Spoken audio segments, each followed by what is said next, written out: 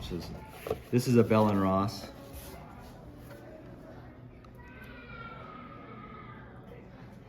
And the retail on this is usually... I think it's about $3,800. Never gonna be able to sell it close to retail. Probably be selling for about half of that. I don't think this watch has, I think it's a 2020 or 2021. May have been a gift. It doesn't look like it's been worn. Comes with, he bought a couple of fun straps with it. I think he took the original Bell & Ross strap off. He hadn't even used it yet. It's probably in the bottom of the box, so I'll probably have to get there. Oh, it's this one. There's this one. No, there's one more. You know where the Bell & Ross, the actual one is? Is it back there? That's in the Bell & Ross. I don't think he even took it out of the box. Now, with the Rolex market going up in the last 2 years, has the entire watch market gone up in the last 2 years? No, Bell & Ross is, some of these watch brands that some will probably soften up a little bit. Probably get some good bargains on it. But this in particular, Bell & Ross, most people are looking for the square. I have one over there. The round cases are not very well sought after. Yeah, there's the original strap that came with it. But I think, like I said, this is not the most exciting watch, but you can probably, oh, that's a, I don't even know what that is. That must be for changing out. It's another box. Anyways, let's move on, because that one's kind of boring. This is a weird watch. This guy bought this. I think this is actually a 2021. He said that he went to the store and thought it was the most beautiful watch ever, and the next day he thought it was the most ugly watch ever. So I don't know. But this is a 2020. It's a bizarre style. I mean, it's a Black Bay. It's called the P01, but man, it doesn't really look too much like the other. Oh, sorry. He's protecting the serial numbers again. But that's an unusual looking watch. That's a pretty soft seller too. So I'm kind of starting out with some of this. Work your way up? Yeah, these are the least exciting, but this is just fun. This is the Cartier. This is brand new too. I think this is actually 2021. This is 42mm automatic. I think list on that's 3,800. It is brand new. So we'd probably be able to discount that. Let's see, that's a 2021, December 2021. So that's just a couple months old. Lots of times what happens is some people receive these as gifts and well-intended to make somebody happy, but maybe just sometimes picking out books for other people or watches for other people. We all have our own taste, and it may just not be their taste. I agree. How much does it play into a watch's price to have the box and papers? You know, on Rolex, if it's a high-end watch, probably it could be $1,000 to $2,000 if it's but if it's just like a typical older Rolex, say it's like a 16610 Submariner, probably about $500 for box and paper. So it makes a difference, not a huge difference. When it really gets exciting is when you've got an old watch that's complete. Say I had a 50 or 60-year-old sport Rolex that happened to be complete. That would add significant value. Let's see. You know, there's a few in here that are pretty fun. I'm going to go back and save that one. Kind of go back to come on the. I think this is just a Planet Ocean. I'll go through this one pretty fast here. This is the 42mm with the 8500 caliber. It's nice. They use the liquid metal bezel, which is a little bit nicer than the first generation of Planet Ocean. They're actually fun watches. I love the Planet Ocean. Sounds a little nerdy, but you know how this watch got popular was that Gibbs from NCIS was wearing it on the first episodes. All right. Sometimes watches blow up when somebody wears them. Everybody knows that, like the John Mayer and the green Daytona, and sometimes or Sylvester Stallone. Or anything with like a Tiffany dial lately. What's that? Or anything with like a Tiffany dial lately. Man, since Paddock put that Tiffany dial on, that has just exploded. Oh, there's the Bell & Ross that was just kind of hanging out at the bottom. We're gonna go to a couple Panerai now. Whoops. And like I said, I'll show you the content on the one I shipped out to the dealer on the Rose GMT. I don't know what's happened with that GMT. Those prices just jacked up the last couple months. The all Rose GMT, if that were the stock market, it's like a straight up curve on prices. So, I'm trying to remember what this one is. This one's gonna need a little love. If you look at it carefully, this is probably about a 2011. Big watch, 47 millimeter. This is the PAM 372. It's cool though, if you look at it, they really work hard to make this vintage. You've got the acrylic. In fact, it looks like it's got some scratches in it. This is gonna need some love. But you got the acrylic crystal, the 1950 case, which is more of a vintage look. They're good looking watches. Big for today at 47 millimeter. The next one's also gonna be 47 millimeter. Can I just keep sliding those down? Yeah, why don't you just box them back up? This is again a beautiful watch. I think this is a 2000. I remember when I bought it, it was a, I have to double check the card. I think it was a 2019. So hopefully that's accurate from what I was told it was. But these are good looking watches. You know, these are full sets. This one looks a lot cleaner than the other Panerai, probably because it's a little bit newer.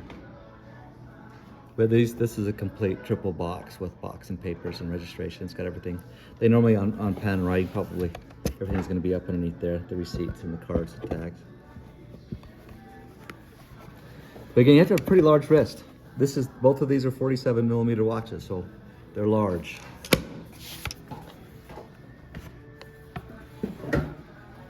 Can I just keep rotating these down to you? Yeah.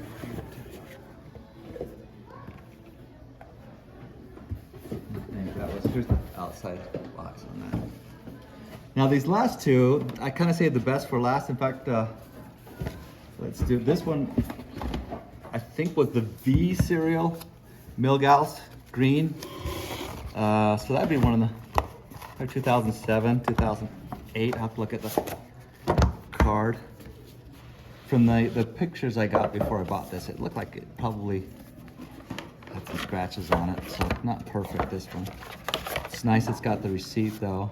Gotta be careful with the serial numbers. But this is a V serial, 116400V, the green one. But these are getting to be a little bit harder to get. The prices have consistently gone up on these green crystals. Whenever you're looking at these, if you're going to buy a green crystal Milgauss, boy, it is a lot about that crystal. I always want to make sure that there's no nicks or dents on the edges of the crystal, and certainly no marks on the crystal itself. I think the only way, I'm not positive, but I think the only way you can get that crystal is with a full service from Rolex. So if you're going to buy one, take a good hard look at the crystal and make sure you're comfortable and confident with the condition of the crystal. Now this last one's going to be interesting. We're going to have to do a little bit more research on it. In fact, this one I actually pulled out of the set this morning because I actually wanted to wear it. It's on my wrist right now.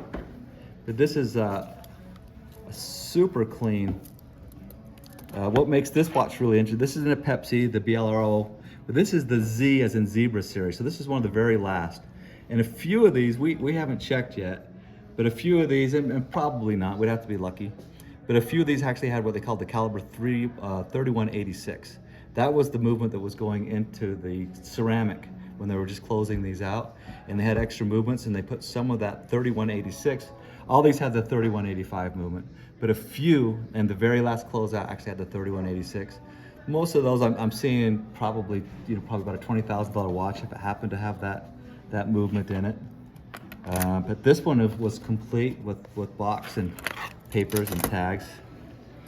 To me, I need to take a little bit better look at it. It looks unpolished to me.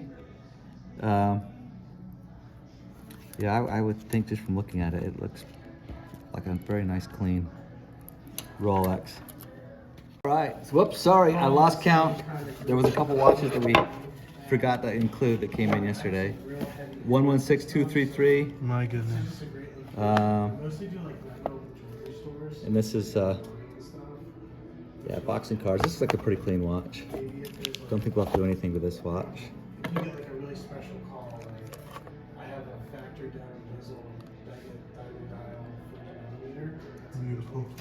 But it's interesting, even in the Rolex boutique, this used to be the easiest watch to get. You know, a Datejust was not that unusual watch to be able to just walk in and acquire and even ask for a discount. 6239. But even the Datejust is selling for over less, so seems like there was. Is he not that guy? I saw you about that. Oh, this is a nice watch. This is a box, papers, tags. This is a complete set, everything on it. I just picked this up. Actually, I was on Instagram. This is a Submariner 16610, And I saw one that was closed. And I was like, oh, shit. and it looks. I would think that if it was polished, it was probably a Rolex.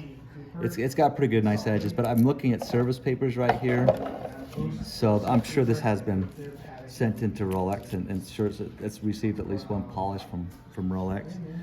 Looking at it, I think if you got a close-up on that, I'm thinking that pearl looks cracked to me. So we would probably discount that just a little bit because of that cracked pearl and the Lumidot right there. It's got a small crack in it. The rest of it, you know, you're always looking to see how tight the band is. You got a little bit of stretch in that. Not perfect, but... All right, so what we're gonna do, first we're just gonna show you what the 3 are. And then we'll show you what the oh, that's the Hulk. Hey, Patrick, can you go grab me the Kermit? Yeah. Still trying to figure that out. Got something weird with my PBAS system. So what we'll do is this is kind of the last generation of 2020 and the new generation of 2021. So it's a nice transition where we can figure out what the difference is between those 2020 and 2021 watches. There's been a lot of technical information. Everybody knows it went from 40 to 41. But if you look at these watches, this is 41 and this is 40. And if you look at them, these might be a little bit trickier. Let me take those bezels off. But they look pretty similar. Whoa. Let's don't roll that off. Yeah. Okay, let's pop all these bezels.